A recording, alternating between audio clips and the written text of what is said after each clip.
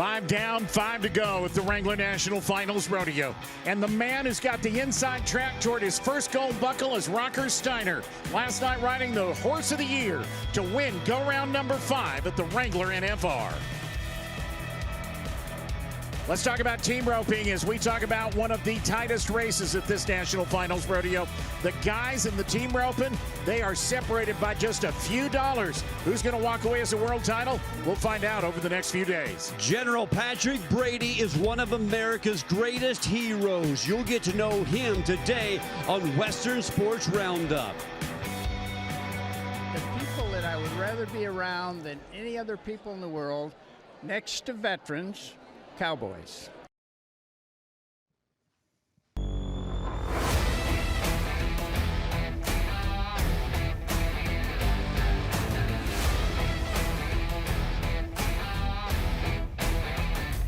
Welcome to Western Sports Roundup. The Cowboy Channel is the exclusive home of the PRCA, your destination for the very best in rodeo action.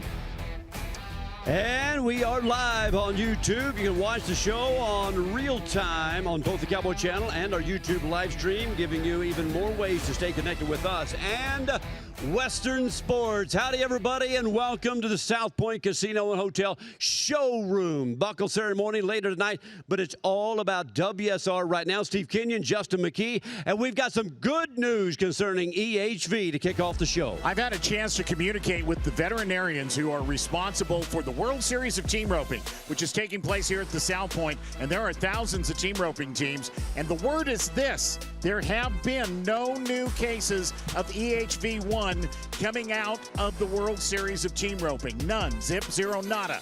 That is good news. We all know how cautious everybody was getting ready for this NFR with their horses, keeping them out of communication with other horses. And Justin, apparently, and there are literally thousands of horses here for the World Series of Team Roping, it's working. Well, let's continue to pray it stays that way. Right now, an unbelievable night last night concerning a matchup with the #1 bareback rider in the world, Rocker Steiner, and the bareback horse of the year, Lunatic Heaven, from the Brookman Rodeo Company. They rode, they both performed, and lit it up with an 89-point ride last night. This is Rocker Steiner, and that's the kind of celebration you expect, but why not? He had a great night. There you look at the AI opportunity to watch what is happening with this horse. There you see the medium kicks. There you see the hard kicks. 4, 5, high and farce, high G-forces. It was all there on that ride. Yeah, but it was a 9 out of 10 on the spur ride at the very bottom of that. I know this is AI. I know it's new and we're going fast, but it's the beginning of the future. Party like a rock star. That's what he's doing right now. First in the world standings, $421,000 and a $114,000 lead, and he is locked in the top 2 with that aggregate right now. He looks to be unbeatable. So let's talk about our unbeatable feeds opportunity today as we talk about Rocker Steiner and we talk about what he has gotten done so far at this year's NFR. He is less than $13,000 away with that total of breaking the 2023 record, the Keenan Hayes set for the most money ever won by a bareback rider. So if Rocker Steiner is able to win a gold buckle this year, this ride is going to have an awful lot to do with it. That ride, go round number 5, TV pin of the NFR on the bucking horse of the year from the great Brookman Rodeo Company, one of the unique stock contracting firms that has had livestock selected for every single NFR going back to 1959. Yeah, it also goes back to the horse. It was the ride and the horse, and what a horse. And on paper, it was everything that a bareback riding fan could have dreamed of. The #1 man in the world, Rocker Steiner, on the horse of the year, as we are so proud of Lunatic Heaven. And Tate Wieferich is joining us right now from Brookman Rodeo Company, great-grandson of Marvin Brookman, and what an honor. Congratulations, first of all, on bareback horse of the year. Thank you. I appreciate that a lot. And there's so many good horses out there, and I'm just happy I didn't have to vote on who the horse of the year was because there's so many good ones out there. Oh, come on. You know you would have voted for Lunatic Heaven. She had a great year. That's all I could say. Oh, did she have a great year? My goodness. The big numbers all over the place that include I think the second highest score of the season, that big 93.5 at Cheyenne Frontier Days with Cade Berry. Look at this disco party. We're taking a look at the top three right here, Steve. These are top three horses for the best barebacks of the season. Tate, if I'm a stock contractor, that is the high rent neighborhood right there. I mean, that is where you want to be with those horses right there, right? Absolutely. It's just an honor. The TV pen in Vegas is one of the coolest pens to watch ever in a year. And to have a horse a part of it's more than awesome, I should say. You didn't just have a horse that was part of the high rent neighborhood. You had the penthouse in the high rent neighborhood with Lunatic Heaven this year. Tell us about this horse. What is it about this horse that makes this horse special? She just tries so hard, and she's so snappy, and I mean, she just wants to do it all the time, and it's just so fun to watch, and I can't express how much she means to us. So. She's young, too. She's only 7 years old. Came here for the first time as a 6-year-old last year. When did you – but no, I'm going to go with this. First of all, how did she come together? Because she's got some pretty famous bloodlines coming through her veins.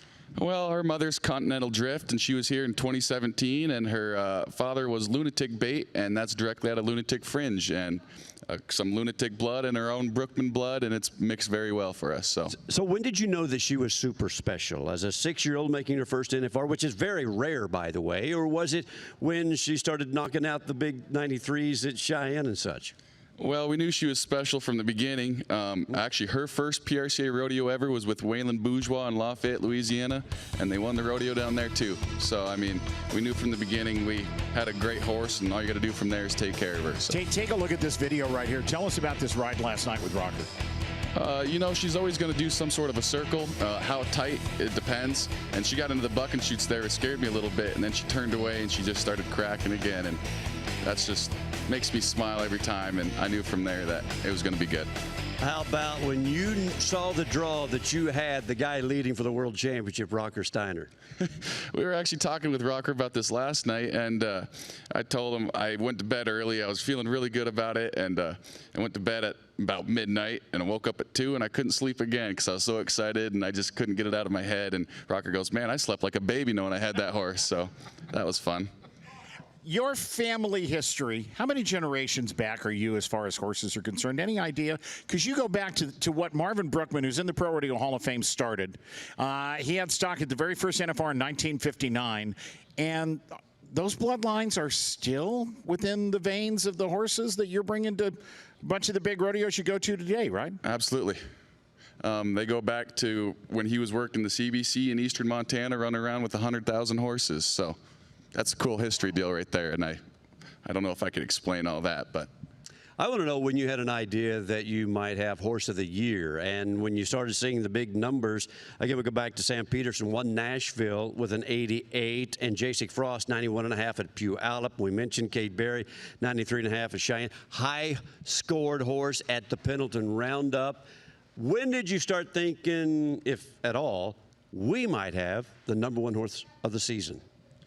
You just hear them bareback, the riders talking a little bit, and you know, you try to stay out of the conversation because you don't want to do too much. And I'm not much of a politician here, so my goal is just to go out there and make sure she tries the buck every time, and she did that this year, and I can't complain. So we're talking about Lunatic Heaven, the bucking horse of the year.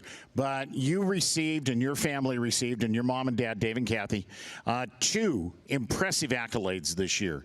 Not just as the Bareback Horse of the Year owners, but also as the folks who are in charge of the Remuda Award-winning string of bucking horses. And that's the stock contractor and/or the rodeo committee that has the best string of bucking horses at their event or on their ranch. So this has been, I don't know how it compares. I'm not going to ask you to, but I got to believe this has been one of the best years for the Brookman Rodeo Company. Hard to argue with that. We put on a lot of miles this year, from Washington to Florida to California to Nashville. So I was just happy to be going, and the horses were doing good all year long, and this is such an honorable year for us. So. Well, it sure has been fun to watch him buck and to watch this horse at such an elite level. Looking forward to round number 10. Tate, thank you for taking the time. Congratulations once again, and you getting to know your way around this stage pretty good, aren't you? Well, not quite yet. I didn't know there was a door over here, but he showed me it, so that was cool. Oh, very likely you have a great shot of coming here. Well, actually, round 10 doesn't have a bucket award ceremony. All right. Well, that's our Unbeatable Feeds moment of the night from last night. That is the Unbeatable Moment sponsored by Unbeatable Feeds. No grain, no problem. Well, it's time for a little max power moment, and Damian Brennan, his second go-around win at this Wrangler National Finals Rodeo. And Justin, he is liking the 90-point neighborhood. Let's look at the spurring down on the bottom. Remember, Rocker Steiner, he was a 9 on that scale. And Damian gets, looked like an 8, but look at the hard kicks. Way more than the Bareback horse, according to AI. I don't know about that, but I do know that you had a chance to catch up with him at the Thomas & Mack after the go-around win last night. You have a history with that horse. Talk about that and describe the ride. Yep, so I got on that horse in Houston 2 years ago, and I was a 91 on it there to win the rodeo, and kind of got my career rolling, honestly, that horse right there. Got me to my first NFR, and yeah, now winning the TV pen on it here in the 5th round, and yeah, we're battling out for a world title, so it's pretty cool, that little horse. Have you thought, okay, these horses are going to be back and go around number 10? Is that you can't get this one again. You can't have Ed Bishop a second time. Yep. Which one do you want? Have you thought about it? Yeah. Is there one in particular you would love to get on? Well, you know, I've never been on Virgil, and it's his last ever trip ever, so I'd love to have that one. Damian Brennan, right there, making it work at the Wrangler National Finals Rodeo. He's been 90 twice. He's out of the average, Justin. The top 3 are all out of the average, but they are also the top 3 in the world standings. Right. He's only $12,000 behind Ryder, but they are both down on 1. They bucked off a 1, so you can see second in the world. That's where he finished last year, by the way. He's the reserve world champion.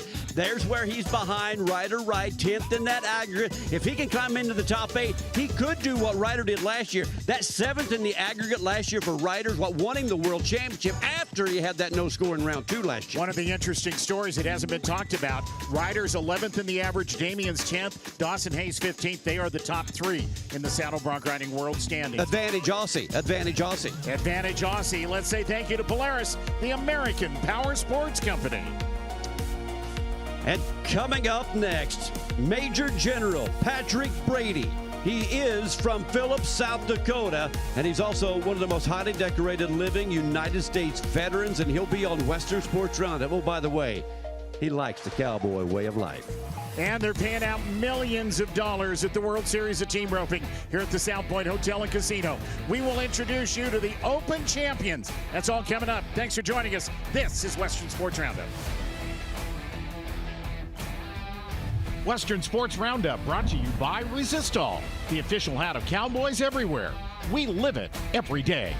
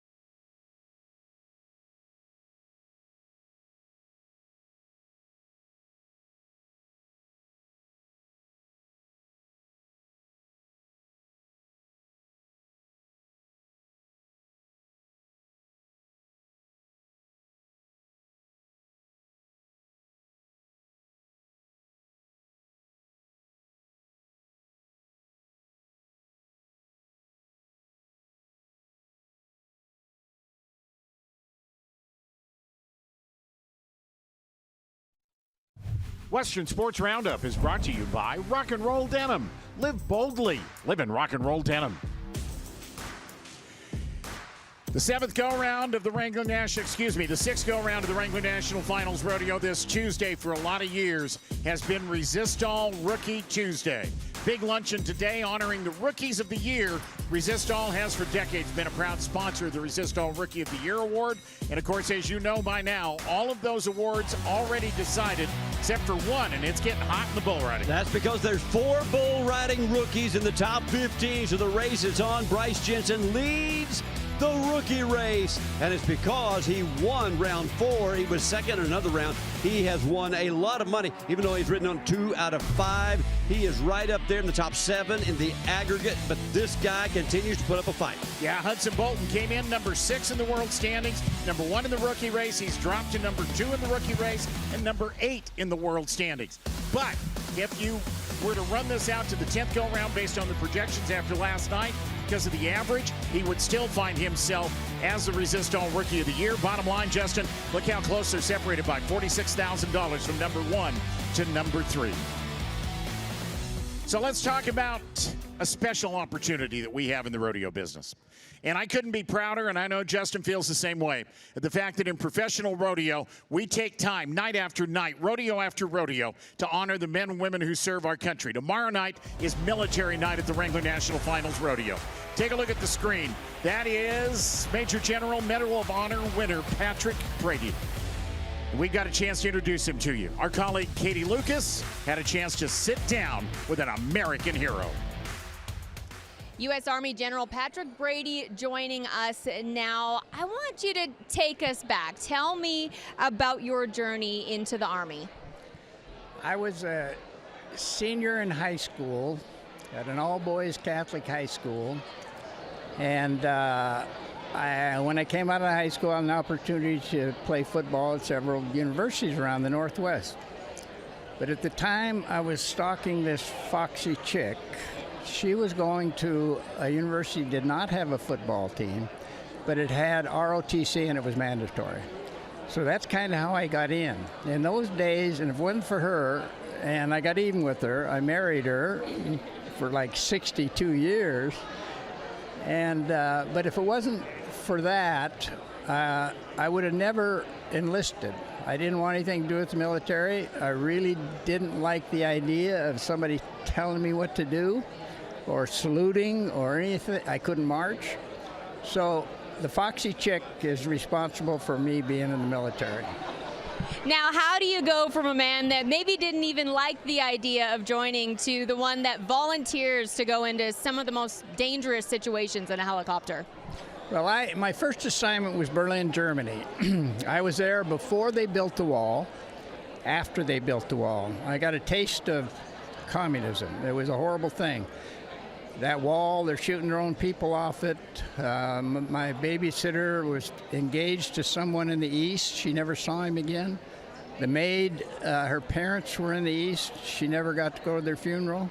But the thing that woke me up while I was there, they put some of the best soldiers we had because we were on parade. The city was occupied by 4 different nations. And I met some incredible soldiers. Norm Schwarzkopf, Fred Wyan, later became Chief of Staff of the Army, Barry McCaffrey, 4-star general, and I got to looking at these guys, and I'm thinking, damn, you know, this military, I wouldn't mind growing up like that. And they met me at the train. My wife was pregnant with our 3rd child. The next had an apartment for us, and the next day, the commanding officer's wife came to see I'm a crummy 2nd lieutenant. He's the full colonel. She came to see my wife, who was pregnant, as I said, to make sure everything was okay. And I thought, damn, these people aren't as bad as I thought. Truly a family and a brotherhood. And from there, 2,500 missions, rescued over 5,000 people along the way, and eventually receiving the Congressional Medal of Honor. What did that award mean to you? Well, that was a beautiful thing because I was able to bring my family and to the White House with President Nixon.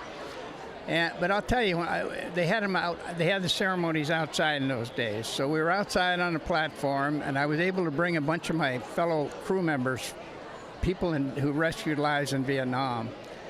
And I was a little bit embarrassed because I looked out, there's guys that did everything I did and then some, and there I am.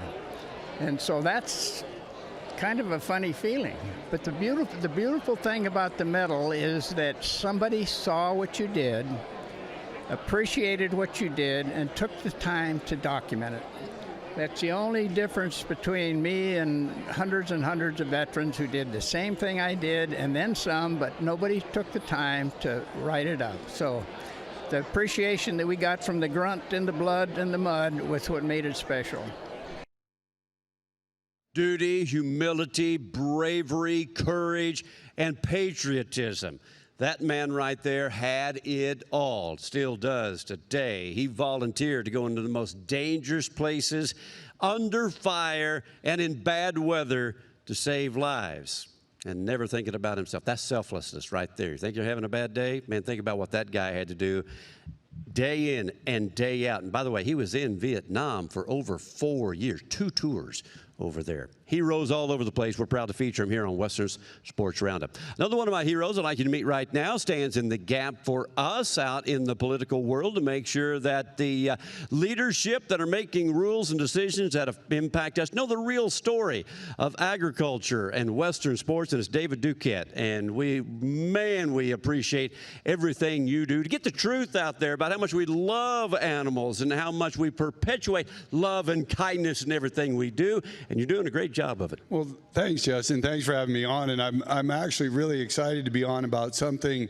that isn't to do with a crisis in the horse industry or the rodeo world. I'm excited to come on and talk about something that's really exciting to me as a Marine. Well, as we do that, we had an opportunity to get you, somebody had an idea to make sure that all the military could watch the Wrangler National Finals Rodeo. So that got to you got to the Cowboy Channel, and all of the military bases and ships and naval ports, they were able to watch the NFR. Still watching it. They're watching right now. Yeah, and I just want to be, there's a gal that came up with the idea, Tracy Hammond, and a lot of people know her because she did all the interviews of Special Cowboy Moments and that stuff. So a lot of these cowboys and listeners know who she is. She called Jordan Hollabaugh, who called, I got a list here, Jack Jenkins from the CRO of Teton. Yes. And I called my good friend who is actually from a reining horse family from North Carolina, Patrick Weaver, who just happens to be Pete Hegseth's chief of staff and his right-hand man. So as soon as we made the call, it was on, and we had Zoom calls with Teton, us, and the Pentagon. Yeah, and the Pentagon. The Department of War. Right. And you want to talk about get stuff done. Them boys on a Zoom call, it's not like, oh, I'll do it tomorrow, or I'll get it done in a couple days. They were doing things on the Zoom call to get this done, because it was no feat with a month to go to get it Zoom. It's in every embassy, every base, and on every ship around the world. They get to watch the NFR live. I think potentially because of this, we have an opportunity, which is this is at the foundation of everything that I strive for every day, is to create more fans, to be better storytellers of our culture. But I think because the military has so many identical values and characteristics that we have in this cowboy world, that we're going to create a bunch of new fans in the United States military because of this cooperation. Maybe a bunch of new cowboys too. Yes. You know, and I got to throw a special thanks out to Patrick Weaver. I mean, he made this happen, and also I don't want to forget Secretary of War Pete Hegseth. Thank you, because he gave the green light to it right away. Well, so, I love it. I think maybe Christy may have something. Well, no, Christy's off on a different venture. Well, I know, but she has set the tone in this cowboy world to, hey, pay attention. These are real patriots over here to the rest of the people in Washington. Yeah, well, Pete may not look like a cowboy or be a cowboy, but he wants to be a cowboy pretty bad. Well, he was a Marine, too. Yeah. So no, he was in the Army. Oh, I'm sorry. He was in the Army. I was a Marine. He's the Army. Yeah, I thought he was a Marine. But anyway, we appreciate what you've done and continue to do. Tell everybody where they can get a hold of you, and join this group right now, folks, because this is how we're going to stay alive and be able to thrive into the decades ahead. westernjustice.info. We're a membership-based organization, so what NRA is to guns, we are to the Western lifestyle. So please become a member. That's how we're funded. All right. We got to go. We appreciate everything. I appreciate you guys letting us talk. And special thanks to Teton and Cowboy Channel, because this wouldn't have happened, and it's never happened before.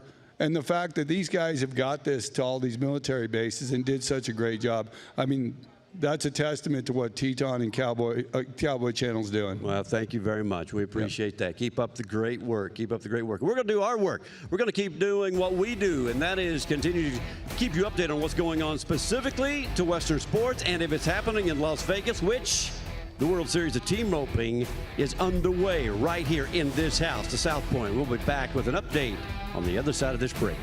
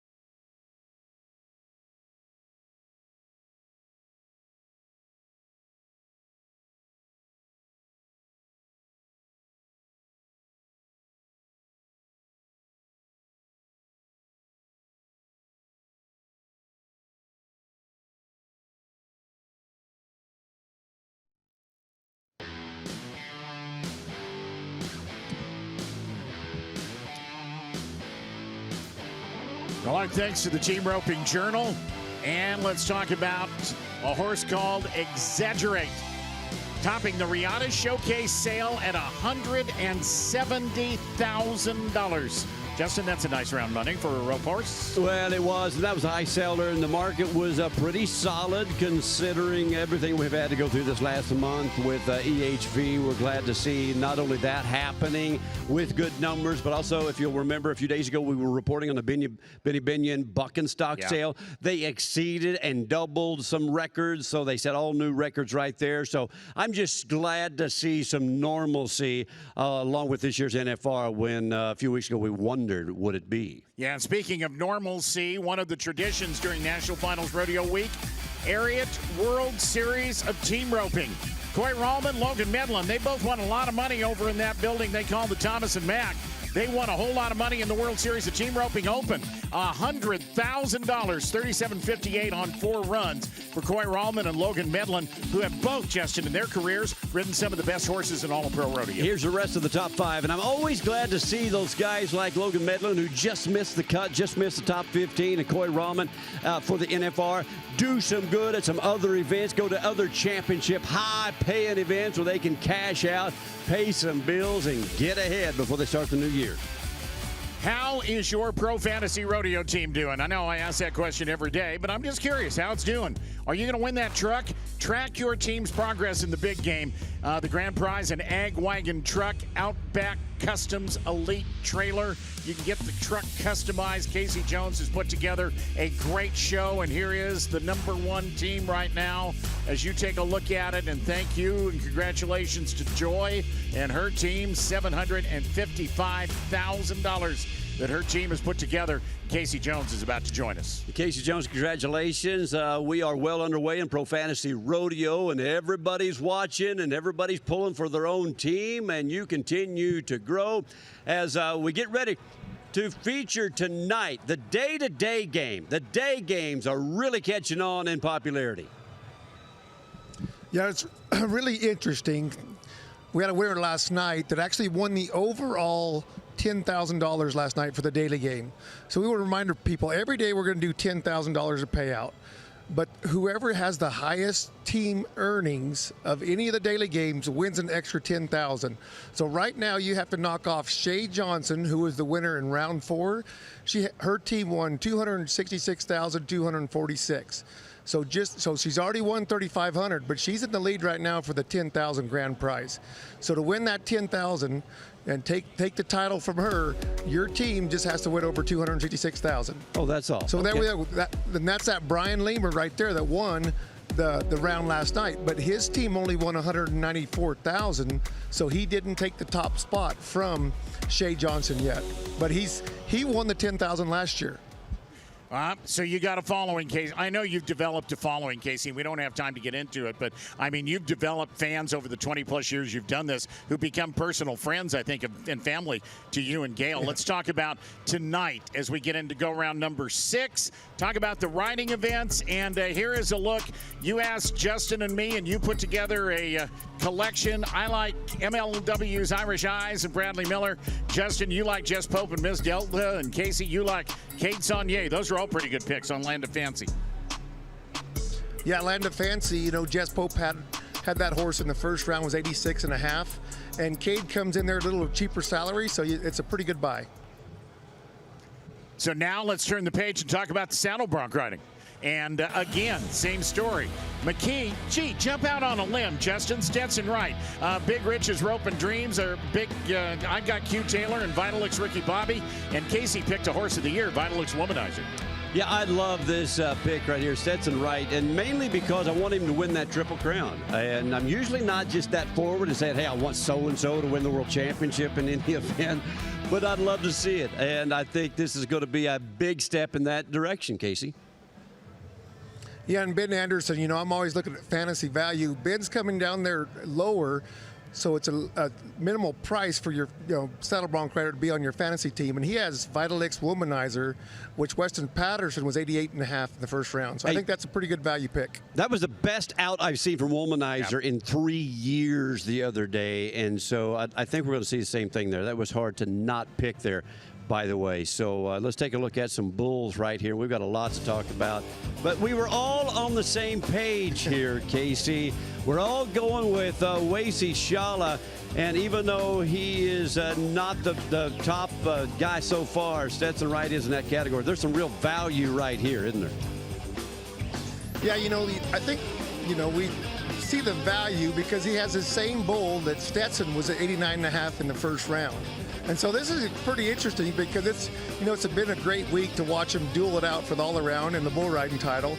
And so right here we can look at this competition between Stetson being 89.5 on him the first round, and now Wacy has his shot, the same bull. So it's a great contest. Well, yeah, that was the most fascinating thing I had, or the reason that I picked that is because I want to put the spotlight on the fact that Stetson has dominated this bull, started off the NFR finals with this bull, and now Wacy can't let Stetson get one up on him by bucking off this bull. There's extra motivation to stay on this bull tonight.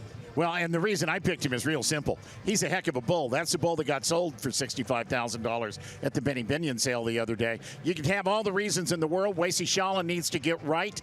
He's bucked off 3 in a row. This is the kind of bull he can get right on. Casey, thank you so much for your time. Thank you for what you do. We're staying in touch with you every day, and I can't wait to see what comes out of tonight and ProFantasyRodeo.com.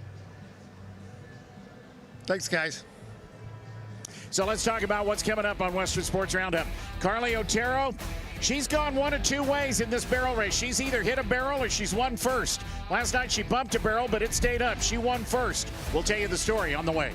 And we will visit with the newly crowned, or is it official tonight, the Resistol Rookie of the Year. The top rookie in the WPRA barrel racing, Makenzie Mayes, will be here as she is back in the green room, getting ready to go live on Western Sports Roundup.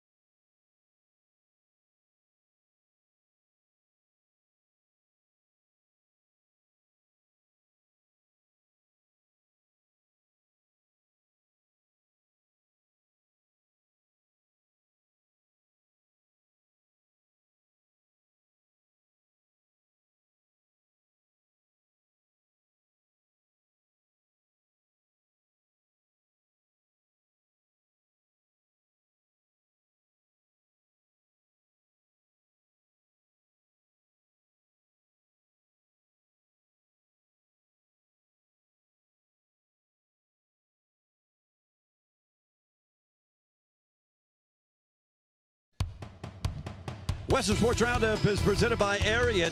Ready, set, ride in boots and jeans that work as hard as you do. And it is time now for AIQ, powered by TWG AI and Palantir, where data meets the dirt. You're taking a look at Carly Otero, and you're taking a look at last night, her win in go-round number 5. Riding that great horse she calls Regina George, and you see the pattern that she shows. But we've got more for you. We get to watch a comparison here. Carly and Emily Beisel, and how they work on the same barrels. That scared the daylights out of me. I thought they were going head-to-head right there. Well, watch out, Justin, because they're going to do it again. But that is the way that it went. You see Carly outrunning Emily right there on her way to that go-round win. We need to do a story about all the Palominos at this rodeo, because the blondes are having more fun on the horse side of things. For example, Caitlin Scott, her first NFR. She's the only barrel racer who's picked up checks in all 5 go-rounds. She is the #1 lady in the average, and Justin, that average right now would be enough for her to go to the lead in the world standings. Yeah, I can't believe we're talking about anybody besides Haley Kinsel and Cassie Mallory for the World Championship.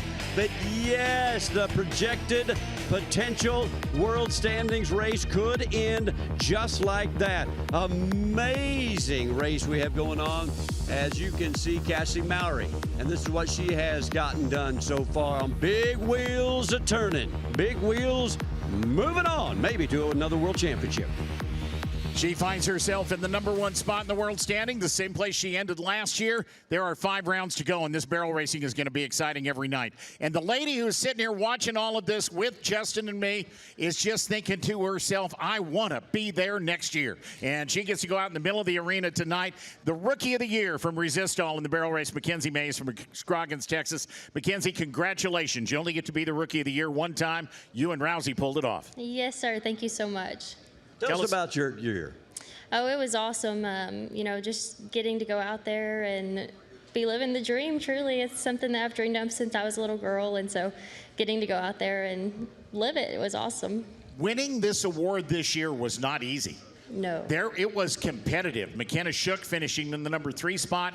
Emma Kate Parr was not too far behind you in the number 2 spot. This was a battle to be the Barrel Racing Rookie of the Year this year. Yes, sir, it was. It was a battle, and both of those girls had really nice horses, and so it was fun getting to meet them and make friends. A lot of times we're rushed and you're in and out, or you're just doing a sideline interview and it's just a question or two. So right now we've got a little bit of time. Yes, sir. You have a real legacy in your rodeo family. Tell Yes, us sir. a little about that. Take your time and tell us how you got to this place, because you had a lot of help along the way. Yes, sir. I had a lot of help. My grandma, she made the NFR in barrel racing, and my dad made the NFR in calf roping, and so I kind of have a... Tell everybody their names. Oh, Jim Bob Mayes and Nancy Mayes is my grandma and my dad, and just my whole family really rodeos, and my aunt, Namela Barron, she's the one that owns Rousey. And so it's taken my whole family to get me here, and I've had a lot of good mentors along the way too, Megan Reichert, so it's been fun. So we're taking a look at a brand new rodeo in the PRCA in 2025. The Music City Rodeo in Nashville, which was big, loud, and you had a little teeny tiny arena, and Rousey worked great. Tell us about this run. Yes, Rousey loves the small pens. She loves stockyards. She loves Nashville. And she did awesome. She handled the rodeo atmosphere and the big bright lights great. Okay, but wait a minute, because we're getting ready, and here it is. Here's Walla Walla. You got to win there, and Kennewick. These are not little bitty pins here. No, no. Is that Rousey? Yes, that is Rousey. She just loves the barrels. I don't know what more to say about her. She's a gritty little red mare, and she loves her job. Okay, so that leads perfectly into how or why you named her Rousey, because a lot of people do not know. Yes, so whenever she was young, then she got hurt, and Rousey just fits her. She's a fighter. She's gritty, and Jolene named her that, and it definitely fits. This is very famous MMA. Yes. Exactly. That fight. She is gritty and she is tough. Yeah, for sure, yes. She's a really good mare. Does she have a first name of like Rhonda, for example, since that's the full name of the... Yep, I call her that sometimes. Oh, you do? Yeah. Especially whenever she's wanting to buck. I'm like, Rhonda, get it together. Get it together. All right. When you were watching our highlights of our leaders just a few moments ago, you were sitting here, not introduced yet. You're watching on the monitor from Thomas and Mack. Did your heart start pounding a little harder watching and thinking maybe this could be you next year? Oh, I really hope so. But I'm just so happy for Caitlin and for all the girls out there. And Caitlin was awesome this summer. So one time then my horse didn't see the gate and we ran into the gate at her rodeo, and Caitlin came back there and helped me, and she's just such a good person, obviously, and how she landed out her horse to Taylor, and so I'm just very happy for her. Well, we're happy that you stopped by, and we appreciate the effort and the try, and you had real determination here this year in a real battle, and we appreciate the opportunity to visit with you here today. Yes, sir. Thank you so much. Makenzie Mayes, thank you for coming by to join us. So, one of the stories that's developing at this year's National Finals Rodeo, that man, bull rider JR Stratford. He's ridden 4 out of 5, folks, and he's number 1 in the average. We're going to learn a little bit about his story and his history. His father, Steve Stratford, steps into Makenzie's chair to join us next on Western Sports Roundup. Man, I'm just going to let the good times roll and keep having fun. The Lord's blessed me with this talent and ability, and it's not for me to question or to worry about.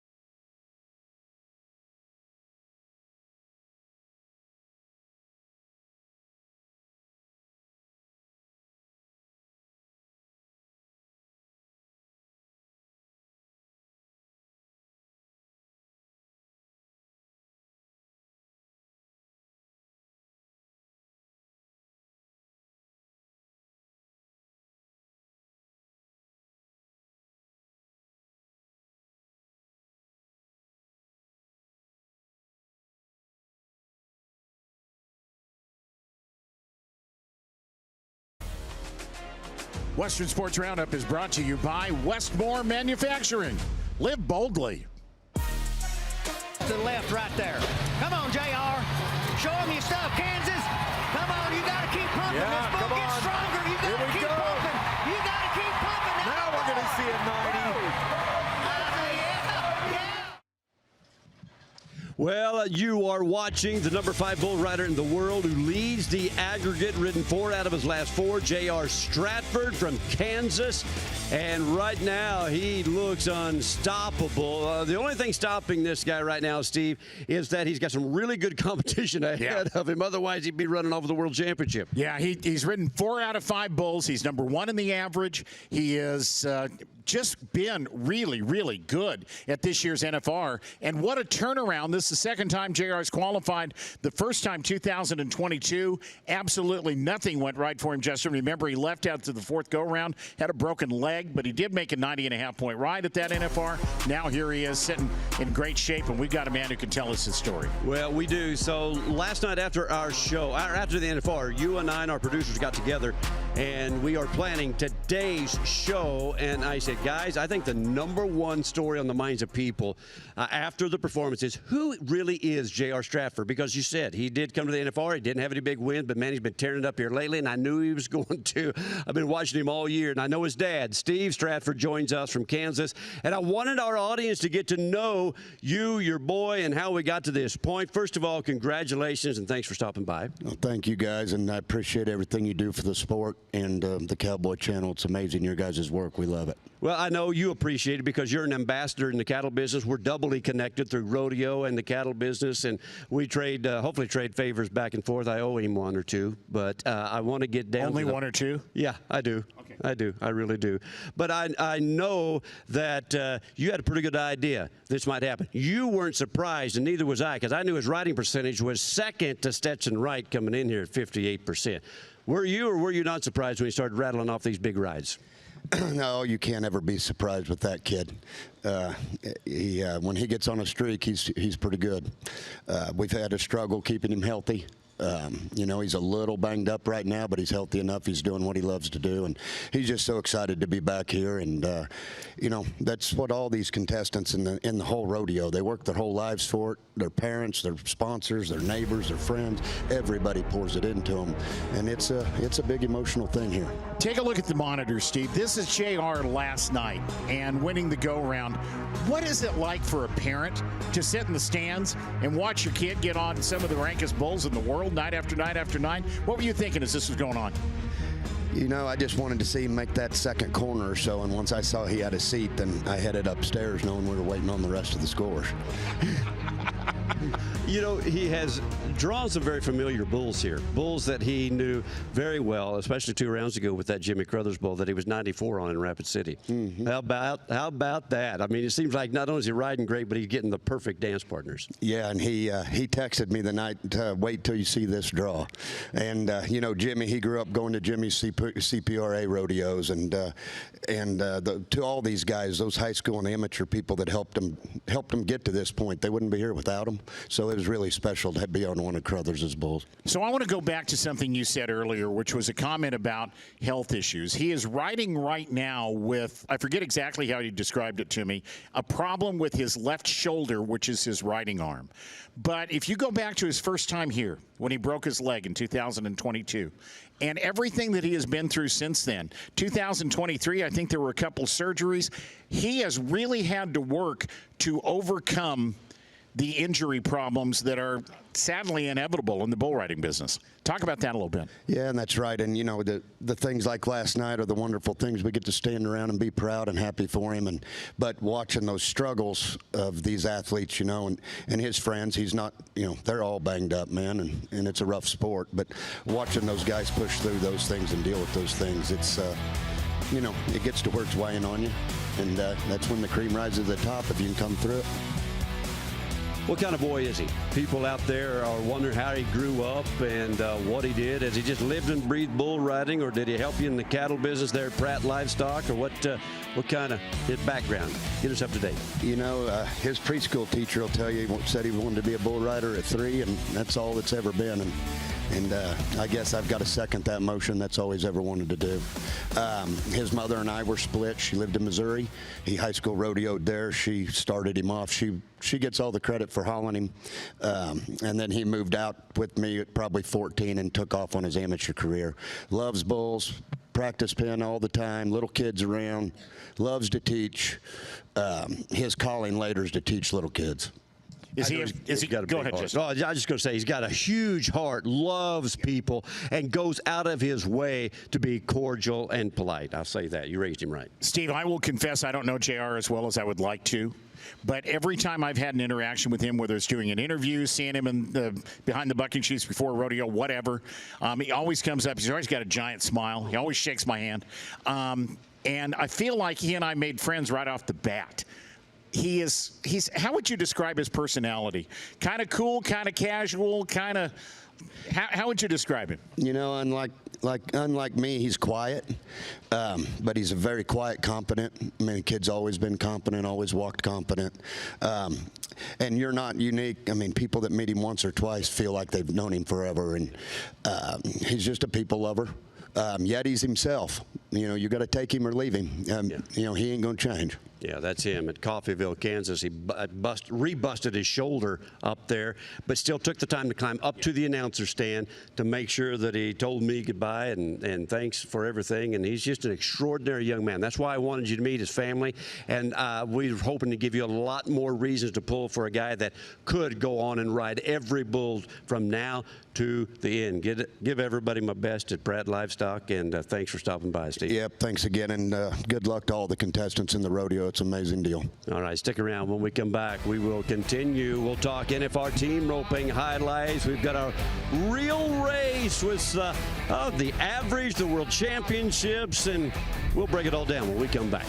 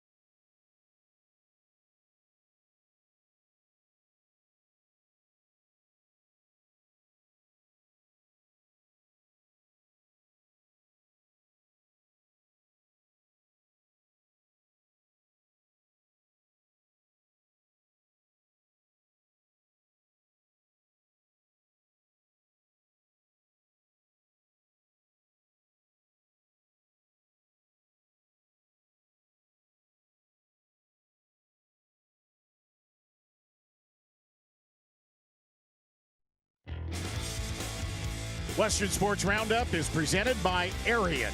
Ready, set, ride in boots and jeans that work as hard as you do.